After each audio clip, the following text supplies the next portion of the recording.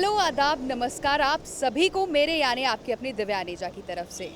दर्शकों, एक शख्सियत बनना आसान काम नहीं है। हम हर बार आपको एक ऐसी शख्सियत से रूबरू करवाते हैं जिसने अपनी ज़िंदगी के सफ़र को यूं जी दिया जैसे ये सफ़र कुछ था ही नहीं। ऐसी ही एक शख्सियत से आज हम आपको मिलवाने लाए हैं मेदांता हॉस्पिटल में, और ये है गुड़गांव में। आइए आपको सबसे पहले रूबरू करवाते हैं इस शख्सियत की इस झलक से।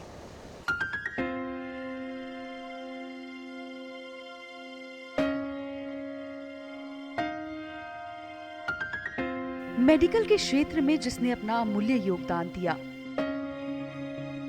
जिसने मरीजों के दर्द को अपना दर्द समझा,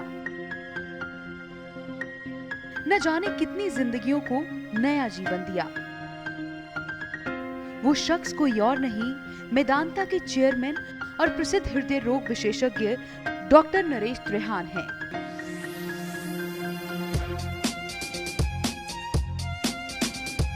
जिनका मानना है कि वो खुद और उनके जरिए बनाया गया मेदांता अस्पताल सिर्फ और सिर्फ मेहनत और ईमानदारी की तर्ज पर काम करता है। वो मरीज के इलाज की क्वालिटी के साथ कोई समझौता नहीं करते और कोशिश बस यही रही कि हर वर्ग के मरीजों को वर्ल्ड क्लास इलाज मुहैया करवाया जा सके। खास बात तो ये है कि आज तक डॉक्टर नरेश त्रेहान 55,000 से भी ज्यादा सक्सेसफुल ऑपरेशन कर चुके हैं। इतना ही नहीं, मेडिकल के क्षेत्र में इनके जरिए किए गए योगदान को भारत सरकार द्वारा कई बार नवाजा जा चुका है। Padma Bhushan award, Padmashri award, doctor BC Roy award और भी कई ऐसे अवार्ड्स हैं जिनसे डॉक्टर त्रेहान को नवाजा गया। और आज भी डॉक्टर त्रेहान इस क्षेत्र में लगातार काम करते जा रहे हैं।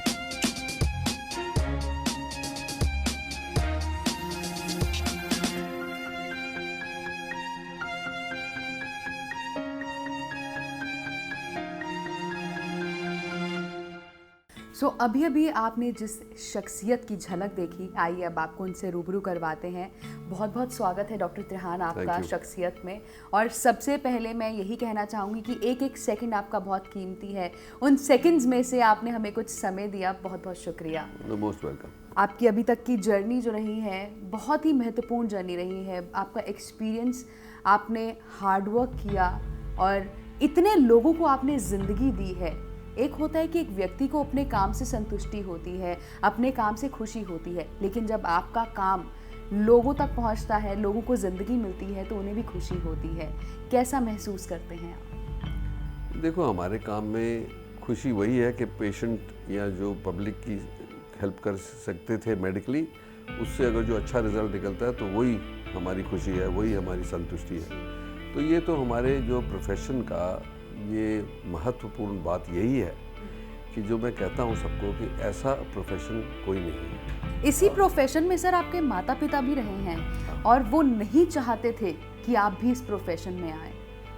ये एक माता पिता यही सोचते हैं और हम भी यही सोचते हैं कि क्योंकि इस प्रोफेशन को अगर जो आपने ठीक तरह से प्रैक्टिस करना है और अपने पूरे मन से पेशेंट की सेवा करनी है, तो फिर जो पेरिफेरल्स हैं जैसे फैमिली है या सोसाइटी है या फ्रेंड्स हैं, उनके लिए टाइम बचता नहीं है। तो एक हम सारा टाइम ये गिल्ट फीलिंग लेके चलते हैं कि हमने अपने बच्चों को, अपनी फैमिली को पूरा टाइम नहीं दिया जो देना चाहिए। पर ये कॉन्फ्लिक्ट हमारे प्रोफेशन में है, क्योंकि जैसे जो खास करके जो मैं प्रैक्टिस करता हूँ, क्योंकि हार्ट सर्जरी जो है वो बहुत ही फाइन साइंस है। लाइफ डेथ का सारा दिन मामला चलता है। तो अगर जो आप पूरा अपना नहीं देंगे तो आपकी सक्सेस और पेशेंट की जो आपने प्रॉमिस किया है वो पूरा नहीं होगा। इसीलिए हमें ये सैक्रिफाइस ज़रूर करना पड़ता है। इसीलिए हम अपने बच्चों को भी कहते हैं कि आप, क्योंकि हमें गिल्ट है कि अगर जो हम नहीं कर सके तो आपको भी ये सोचना चाहिए कि ये प्रोफेशन जो है ये काफ़ी डिमांडिंग है और कंप्लीटली कंज्यूमिंग है।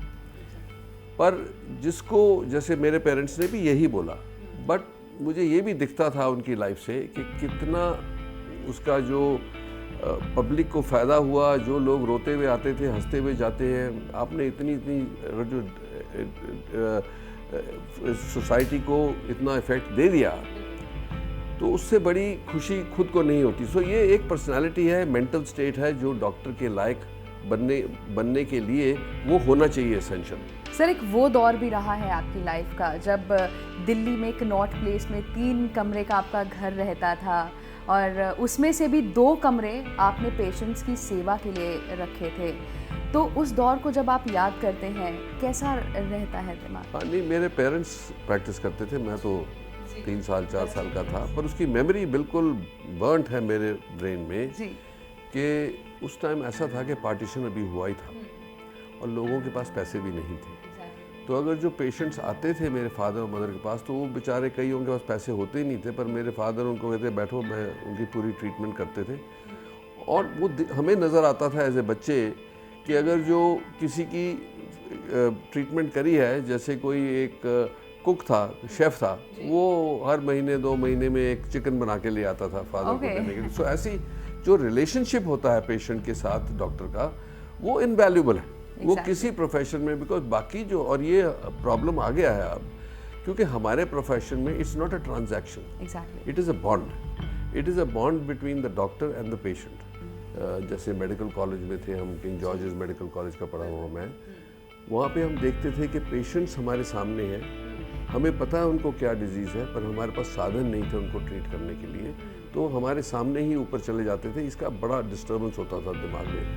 ये भी एहसास था कि अमेरिका में हार्ट सर्जरी शुरुआत हो गई है और उन्हीं लोगों को जो आज हमारे सामने हम लाचार हैं, उनको बचा नहीं सकते, उन्हीं को बचाया जा सकेगा अगर जो ये नॉलेज इंडिया में होती। तो इसी लक्ष्य को लेके मैं गया अमेरिका, कि यही मिशन था कि भाई वहाँ से सब सीख के हिंदुस्तान में उपलब्ध करना है। पर उसमें ऐसा भी था कि 99.9% लोग जो जाते थे वो कभी वापस नहीं आते थे, क्योंकि उनका भी कसूर नहीं था कुछ इस पॉइंट में कि फैसिलिटीज़ थी ही नहीं इंडिया में। तो तब जब मैंने अपनी ट्रेनिंग कंप्लीट करी वहाँ, उन्होंने न्यूयॉर्क यूनिवर्सिटी वालों ने मुझे प्रोफेसर बनाया, वहाँ टीचिंग के लिए रिसर्च प्रैक्टिस करी अपनी। वो दिमाग में पीछे वही बात थी कि हिंदुस्तान तो जाना है, ये सारे जो नॉलेज है, जो भी सिस्टम है, इसको हिंदुस्तान पहुँचाना है। पर वही मेरे को भी फ्रस्ट्रेशन वही थी कि कोई फैसिलिटी यहाँ सूटेबल नहीं थी जिसमें ऐसा काम किया जाए कि ना ही कि सिर्फ हार्ट सर्जरी हो सके, बट लोगों को ट्रेन भी किया जाए और रिसर्च करी जाए हिंदुस्तान के लिए, कि हिंदुस्तानियों के लिए क्या बेहतर है। ये नहीं कि जो अमेरिकन के लिए बेहतर है वो हमारे लिए भी बेहतर है, क्योंकि हम जेनेटिकली डिफरेंट हैं। तो फिर हम ये फ्रस्ट्रेशन होके कि कुछ नहीं मिल रहा, तो वो लंबा रूट लिया गया कि मिस्टर HP नंदा जो चेयरमैन हुआ करते थे उस टाइम एस्कॉट्स के, वो भी कहने लगे कि मुझे भी कुछ करना है हिंदुस्तान के लिए। तो हमने दोनों ने मिलके एस्कॉट्स हार्ट इंस्टीट्यूट बनाया। वो 6 साल लगे। मैं अमेरिका से हर 4 हफ्ते आता था यहाँ, उसकी क्रिएशन को बनाने 6 साल के बाद 88 में मैं वापस आ सका जब वो कंप्लीट हो गया। तो रूट तो लंबा रहा, बट वो रूट इतना बढ़िया निकला कि उसके बाद सैकड़ों लोगों को हमने ट्रेन किया, कार्डियोलॉजिस्ट में, सर्जरी में। तो आज आप देखेंगे कि 30 साल बाद हमें ये सेटिस्फैक्शन है, एक सेटिस्फैक्टरी रूट रहा। कार्डियक जो साइंसेज हैं इंडिया में बिल्कुल इंटरनेशनल लेवल की है। तो उसकी शुरुआत जो 97-98 में एस्कॉट्स हार्ट इंस्टीट्यूट से हुई, आज उसका काफ़ी सक्सेस हुआ है उस एफर्ट का।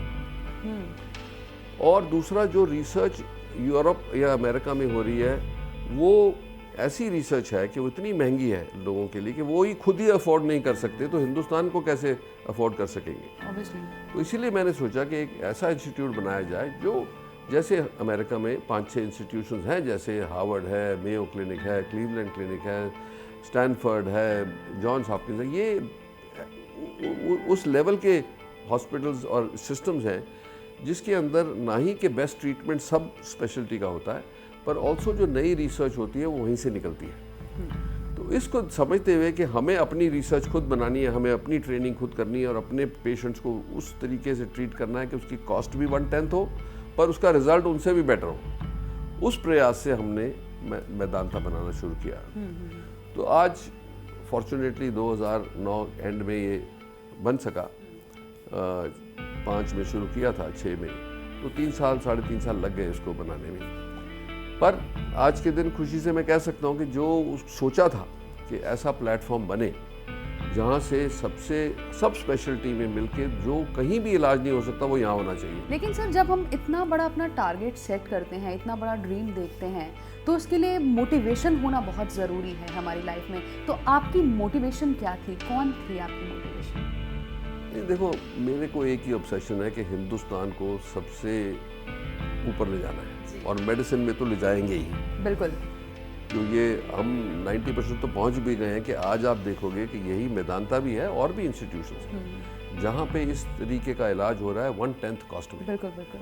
ये दुनिया ताज्जुब करती है। मुझे लास्ट ईयर इनवाइट किया गया, एक मीटिंग होती है CEO समिट, वहाँ पे वही हेल्थ सिस्टम्स हैं जैसे हार्वर्ड में मेयो वगैरह की बातें कर रहा हूँ, वैसे इंस्टीट्यूशंस को बुलाया जाता है 20 लोगों को जिनका एनुअल रेवेन्यू $5 बिलियन से ऊपर हो। तो उन्होंने मुझे बुलाया, इनवाइट किया गया था कि आप हमें बताओ कि इंडिया में आप कैसे करते हो ये। आप लोगों, क्योंकि उनको पता है मैं अमेरिका में था और 20 साल अमेरिका में रहा, तो वापस आके ये अकम्प्लिश किया है, तो इसका क्या सीक्रेट है। तो वो मैंने वो लेक्चर दिया, उनके काफ़ी डिस्कशंस हुई एनिमेटेड 2 दिन के ऊपर।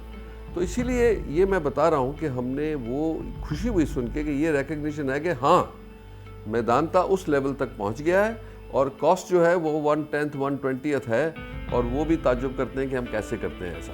तो ये केस स्टडी बन रही है। बट मैं ये बता रहा हूँ कि इसलिए एक जो आप कह रहे हो कि मोटिवेशन कहाँ से आया, मोटिवेशन तो है कि India should be the best country. आज हमने लॉन्च किया चिकनगुनिया और डेंगू के ऊपर स्टॉप डेंगू प्रोग्राम। यही है कि हम अपना हाथ में अपना फ्यूचर लेंगे तो हिंदुस्तान को कोई नहीं रोक सकता, ये मेरा विश्वास है। मैं वैसे तो मोदी जी जैसे साउंड कर रहा हूँ, पर मेरा विश्वास भी वही है जो वो कहते हैं कि हिंदुस्तान को ले जा सकते हैं, बस जनता को जगाना है। जनता को साथ मिला के अगर जो हम करेंगे तो कोई नहीं रोक सकता। हाँ, सो ये हमारे में खामियां बहुत हैं, हमारा एटीट्यूडनली कल्चर में थोड़ा आराम तलबी है, बट दुनिया को आज ऐसी पहुंच गई और ख़ास करके हमारे चैलेंजेस कितने हैं कि हमारी पॉपुलेशन 125 करोड़ हो गई। इतने लोग हैं, उनको एम्प्लॉयमेंट, इनकी हेल्थ, इनको कैसे करना है। अगर जो हम सोते रहेंगे तो कभी भी नहीं होगा। पॉपुलेशन लगातार बढ़ भी रही है आई थिंक, और क्या इसकी वजह हम ये मान सकते हैं कि लोगों में इंफॉर्मेशन की कमी है, नॉलेज की कमी है अभी भी? देखो, इसके बहुत पहलू हैं और मेन इकोनॉमिक होता है। आप देखेंगे कि जो क्रॉस कर गए, बिलो पॉवर्टी लाइन से ऊपर आ गए, उनके बच्चों की संख्या तकरीबन एवरेज 2 ही है। हाँ, एग्जैक्टली। जो पुराना स्लोगन था, दो हमारे, ऐसे ही हम दो हमारे दो ऐसा था ना कुछ, उसका प्रभाव पड़ा है जी। पर अगर जो सारी हमारी 50% से ज़्यादा पॉपुलेशन बिलो पॉवर्टी लाइन में अनएजुकेटेड है, अगर जो हिंदुस्तान बनेगा तो अभी बनेगा जब वो पिछड़े हुए लोग भी इस लेवल पे आ जाएंगे कि उनके साधन जो हैं, उनकी जो इनकम है, ये उसमें 4-5 चीज़ें जो अश्योर्ड होनी चाहिए लाइफ में, वो जैसे खाना, शेल्टर कहते हैं, कपड़ा, ये तो तकरीबन अब रीजनेबल हो गया है। अभी अगर जो 75 साल में हमने यही किया तो ठीक नहीं किया। अभी उनका education, health, employment, future development, ये अभी बच गया है।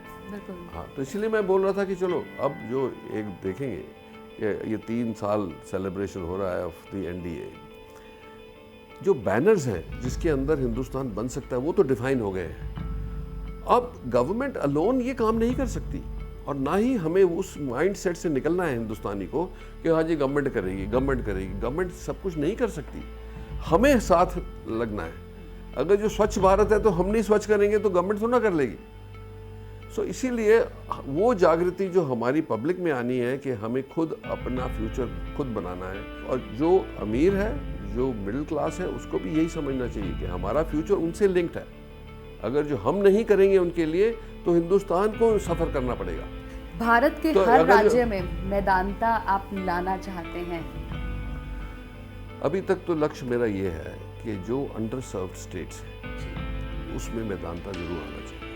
तो जैसे ये एरिया में हमने फ्लैगशिप बनाया कि दुनिया का सबसे बेस्ट इंस्टीट्यूशन, हॉस्पिटल और मेडिकल इंस्टीट्यूट ये होना चाहिए।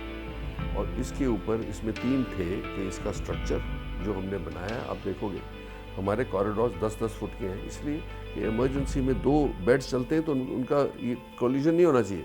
मतलब हर चीज़ जो है इसलिए प्लान करी गई कि ये दुनिया का सबसे एफिशिएंट हॉस्पिटल बने, जो आधुनिक नॉलेज था। उसके बाद जो टेक्नोलॉजी हो, वो ऐसी टेक्नोलॉजी जो दुनिया में है वो सब यहाँ हो, और ये भी बहुत अच्छा हुआ कि है। आज आप देखेंगे मेरे के 5-10 इंस्टीट्यूशंस ही होंगे जिनके पास इतनी टेक्नोलॉजी है दुनिया में। और तीसरा था कि जो बेस्ट से बेस्ट डॉक्टर्स हैं जो इंटरनेशनल लेवल के हैं, वो एक ही प्लेटफॉर्म पे आके काम करें। कि एक पेशेंट जो आता है वो सिर्फ अपनी बीमारी लेके नहीं आता, उसके साथ उसकी दिमाग में, उसकी जहन में क्या क्या एंग्जाइटीज़ हैं, उसकी फैमिली में क्या एंग्जाइटीज़ हैं, वो आपको एहसास होना चाहिए कि उनको क्या क्या वो किस मकाम से गुजर रहे हैं। ये हमारा तो काम है डॉक्टर, अच्छा जी आपको ये है, इसको काट देते हैं, ठीक हो जाएगा। पर उनकी बेचारों की एंग्जाइटी कि मेरी लाइफ को क्या होगा, मैं फिर काम कर सकूँगा नहीं कर सकूँगा, मेरा फाइनेंशियल बर्डन कितना होगा, फैमिली को ये डर है कि कहीं मतलब लूज़ ना कर दें, छोटे छोटे बच्चे हैं, ये बहुत सारे पेरिफेरल प्रॉब्लम्स हैं जिसको समझना चाहिए। और पेशेंट को जब तक आप ये सारी चीज़ें एड्रेस नहीं करोगे तो वो पूरी उसकी जो रिकवरी है उसमें उसका पूरा साथ नहीं होगा, क्योंकि उसकी एंग्जाइटी ही उसको नीचे खींचेगी। जिस दिन उसको ये समझ आ गई कि हम एक बॉन्ड है, पार्टनरशिप है हमारी, और हम भी समझ रहे हैं वो किससे निकल रहा है, वो भी समझ रहा है मेरी ये बीमारी कैसे ठीक होगी, तो आप देखोगे कि रिकवरी मच फास्टर और सक्सेस रेट्स बहुत बढ़िया। आज के दिन में हार्ट सर्जरी में 98.8% सक्सेस रेट जो हमने पाया है, ये सिर्फ काट पीट के नहीं कहा गया, ये बिकॉज डिटर्मिनेशन, अगर जो उत्साह बढ़ा दें, जैसे हमने अब योगा प्रोग्राम शुरू किया है, पेशेंट्स को प्री ऑप ब्रीदिंग एक्सरसाइजेज, अलोम वलोम, ये सब सिखाया जाता है। तो हमने योगा और जैसे सुदर्शन क्रिया वगैरह सब इनकॉर्पोरेट करी है कि वो भी मेडिटेटिव स्टेट में रहे, उनका भी कोई स्पिरिचुअल स्ट्रेंथ बढ़े। तो ये पेरिफेरल चीज़ें हैं जिससे हम हेल्प कर सकते हैं। आपकी सर लव लाइफ कैसी रही है, क्योंकि आप बहुत बिजी रहे शुरू से ही, तो कितना टाइम आप दे पाए अपनी वाइफ को? My wife is also a professional, so वो भी बिजी है, तो हमारा तालमेल तो होता है। और वो मैं तो कहता हूँ कि मेरे सबसे फॉर्चुनेट आदमी हूँ कि मेरे इतनी डिमांड के बाद भी she has actually held the whole family together and kept everything intact. तो वो स्पिरिचुअली, फिजिकली सब बॉन्डेड है। वैसे तो आपके पास टाइम नहीं होता होगा, आई एम श्योर आपका एक एक सेकंड बिजी रहता है, लेकिन फिर भी अगर इन एनी केस आपको कोई फ्री टाइम मिल जाता है तो आप उस टाइम में क्या करना पसंद करते हैं? नो मेरे को तो I lead a full life. Okay 12 घंटे मैं काम करता हूँ और उसके बाद सोशलाइज भी करता हूँ 1-2 घंटे, और फिर सोता हूँ 6 घंटे के लिए से, क्योंकि 6 घंटे के बाद, अब पहले तो मैं 4 घंटे सोता था, अब 6 घंटे as I am getting older. And सुबह 6 बजे आँख खुलती है, उस टाइम एक्सरसाइज, योगा, तैयार होके काम पे। That way I have a full life, I try to accommodate everything, क्योंकि मुझे theatre, movies, music, social contacts, जो बाहर की चीज़ें हैं जिसके अंदर हम कर सकते हैं पार्टिसिपेट, तो हर चीज़ में करते हैं। जैसे I am chairing the health sector skill council, also I am the chairman of the CII health council.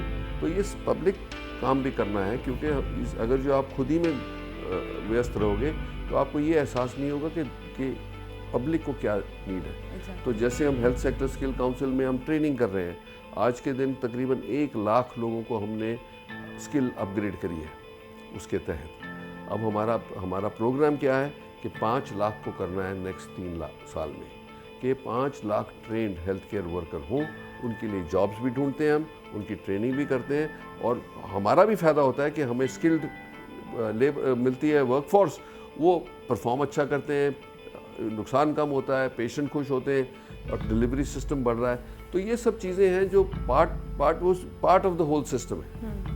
तो व्यस्त जो है वो बोल रहे हो, ये एक्स्ट्रा भी मैंने कई लगा रखी है। क्या कभी ऐसा भी मन में आया जिस तरह आपके, आई एम श्योर आपके पेरेंट्स सोचते थे कि नहीं मैं अपने बेटे को नहीं इस फील्ड में डालना चाहता, क्या कभी आपके दिमाग में भी ऐसा आया कि मैं अपने बच्चों को इस फील्ड में नहीं डालना चाहूँगा? नहीं, मैं बच्चों को आजकल के बच्चे बहुत मेंटली हमसे अहेड हैं। जो हम सोचते हैं कि जब हम बच्चे थे तो कुछ भी सोचते नहीं थे, आजकल के बच्चे तो 4-5 साल से ही काफ़ी स्मार्ट हो गए, तो वो एहसास कर लेते हैं। तो अब उन दोनों, हमारी 2 डॉटर्स हैं, दोनों ने बोला कि we don't want your life, शुरू में ही। Okay. But so one became a lawyer, the other became an architect, but they are working as hard as I am, क्योंकि उनके शायद डीएनए में ही ऐसा है हमारे सब कि 12 घंटे काम करना ही है। तो उनको भी हम बोलते हैं कि रिलैक्स रिलैक्स, वो कहते हैं हाउ कैन यू से relax, you look at your own life. तो ये बात है और अच्छी बात है, क्योंकि अगर जो आप अपनी फील्ड में अगर जो सबसे उच्च स्पॉट पे ना पहुँचे तो वो फिर लाइफ मीडियोकर रह जाती है। अब उनको भी वही मिशन है कि मतलब कि अपने क्लाइंट्स को, अपने क्रिएटिविटी को पूरी तरीके से निकालना है, उसमें शॉर्ट चेंज नहीं करना है। Exactly. सो अगर जो ये तो अंदरूनी खुशी है, इसको सिखाया नहीं जा सकता। बट मैं ये बोल रहा हूँ कि अगर जो हम सोचें कि इंडिया के जो इंग्रेडिएंट्स हैं, हमारा दिमाग जो है वो दुनिया के दिमाग से सबसे अच्छा है। ये मेरा टोटल बिलीफ है। मैं सारी दुनिया घूम आया हूँ, मैं काम भी कर आया हूँ, ये मैं दावे से कह सकता हूँ कि जो हमारे पास मेंटल और स्किल लेवल है वो किसी के पास नहीं है दुनिया में।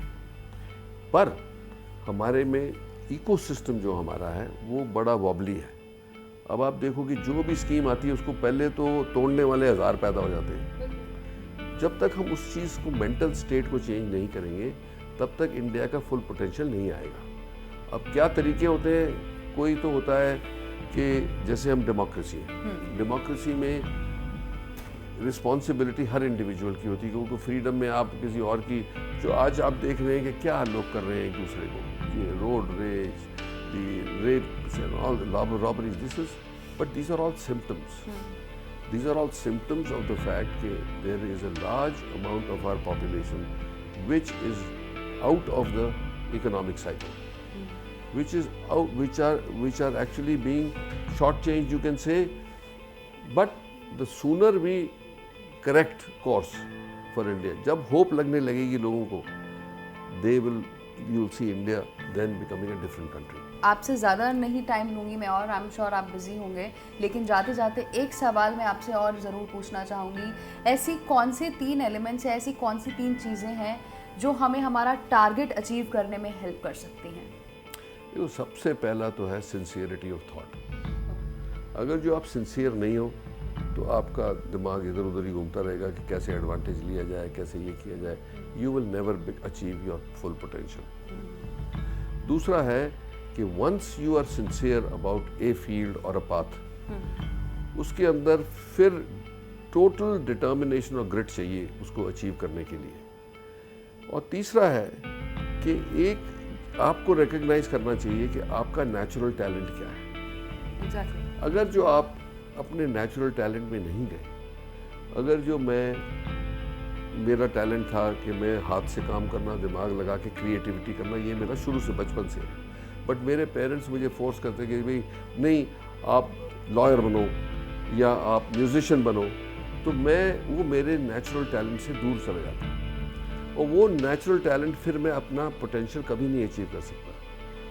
आज मैं रिकग्नाइज करता हूँ रेट्रोस्पेक्टिवली कि फॉर्चुनेटली जो मेरा नेचुरल टैलेंट था, क्योंकि मैं एरो मॉडलिंग करता था, मोटर मैकेनिक, ये मेरे शुरू से ही है कि creativity of doing things, making them, ये वो तो, और आई एम एम्बीडेक्स्ट्रस, ये मेरा एडवांटेज है कि मेरे दोनों हाथ इक्वली चलते हैं। तो सर्जरी में वो डबल एडवांटेज है कि दोनों हाथों से आप सर्जरी कर सकते हो। मतलब ऐसा नहीं है कि लेफ्ट थोड़ा वीक है और राइट? ना, I can do switch very easily between 2 hands. So that was the advantage which I recognise. जब मैं अमेरिका गया, वो अमेरिकन ऐसे करते रहते थे, मैं स्विच करके ऐसे कर देता तो ये बट ये हर एक में एक नेचुरल टैलेंट है, और अगर जो आपका वो नेचुरल टैलेंट परस्यू करोगे आप, that is the best potential. So sincerity of thought, total determination and hard work, and third that by planning और by accident you are in the right profession. Thank you so much sir, आपसे बातचीत करके बहुत motivation मिली हमें, बहुत inspiration मिली हमें, और एक बार फिर से आपने हमें अपना कीमती समय दिया। Thank you sir. No, thank you, I enjoyed it also. हैं।